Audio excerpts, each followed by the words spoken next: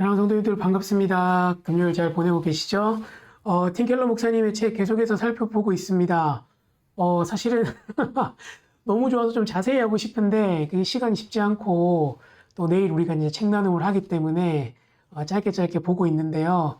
오늘은 아이고 오탑니다. 권력입니다. 권력. 권력 의지는 두려움의 또 다른 얼굴이다.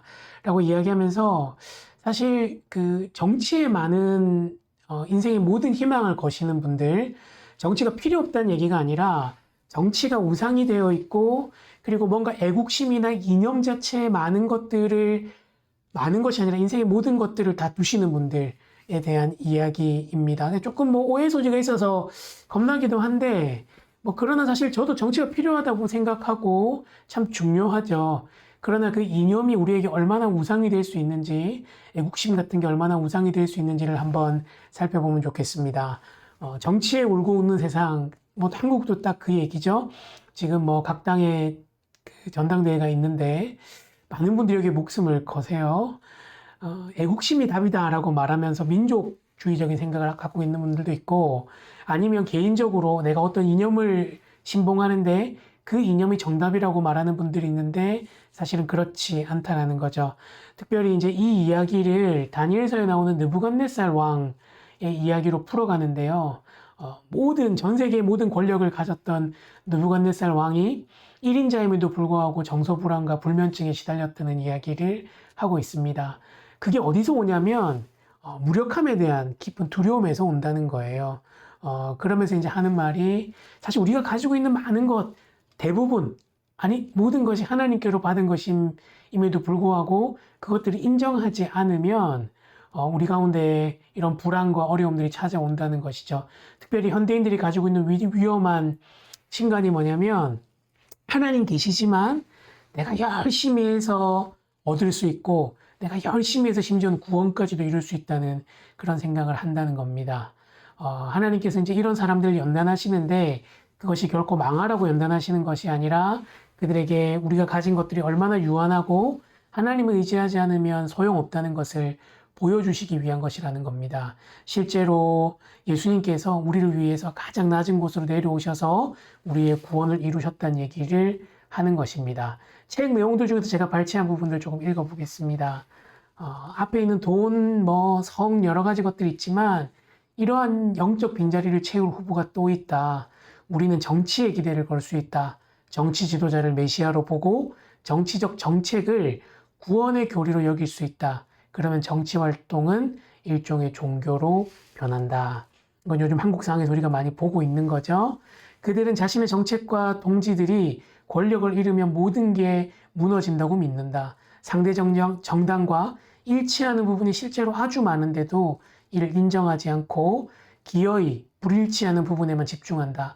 나머지는 다 논쟁점을 삼켜버리므로 악의적 환경이 조성된다. 저는 이 글 읽으면서 팀켈러 목사님이 한국 정치를 알고 쓰셨나? 라고 할 만큼 공감을 많이 했고 실제로 지금 미국 정치도 이런 거죠.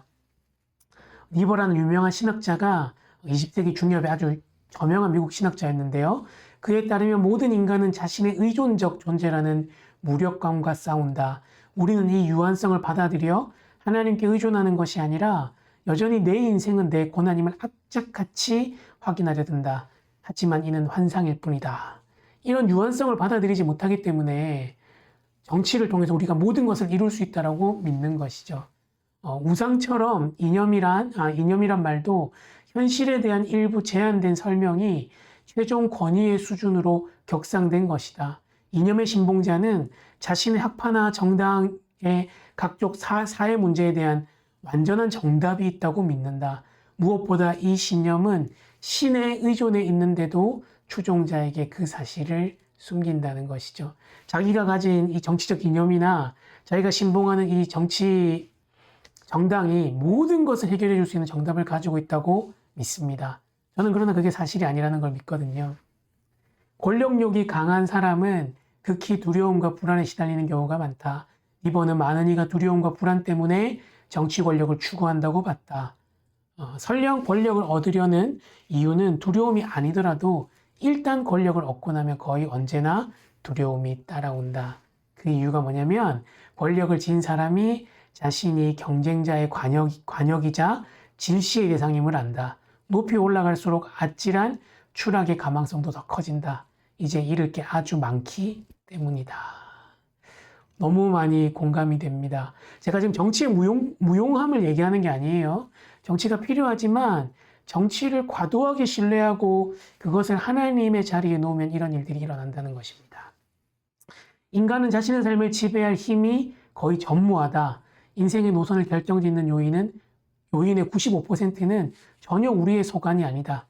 출생 시기와 장소, 부모와 가족, 유년기의 환경, 외모, 유전적 재능, 대부분의 상황이 그렇다.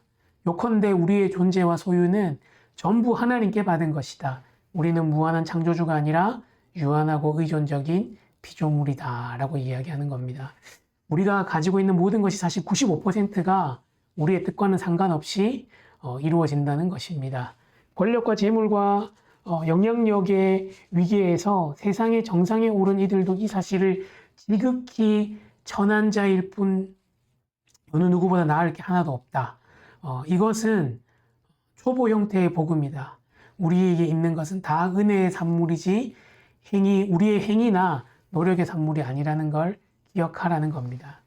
그래서 우리가 오늘 기도할 때 이렇게 기도했으면 좋겠어요. 하나님, 내가 가진 모든 것들이 하나님께로부터 왔음을 알게 하시고 하나님 감사하는 마음을 가지고 살게 하시고 이념이 우리의 삶에 우상이 되지 않도록 도와달라고. 제가 너무 긴 내용 다 이야기하면서 다 말할 수 없기 때문에 쭉 읽기만 했는데 무슨 내용인지 이해하셨으라고 생각합니다. 우리 이나혜 집사님이 부른 행복이란 찬양 들으면서 시간 같이 한번 기도했으면 좋겠습니다. 기도하겠습니다.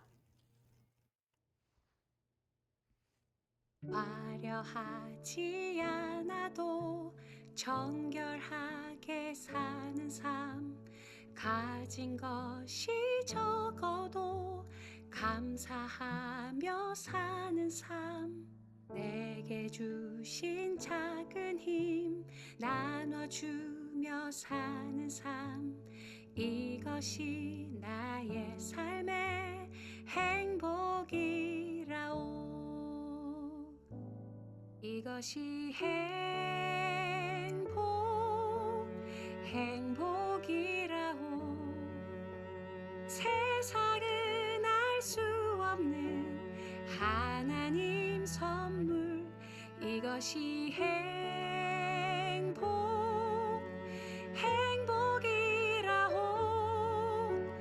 하나님의 자녀로 살아가는 것, 이것이 행복이라오.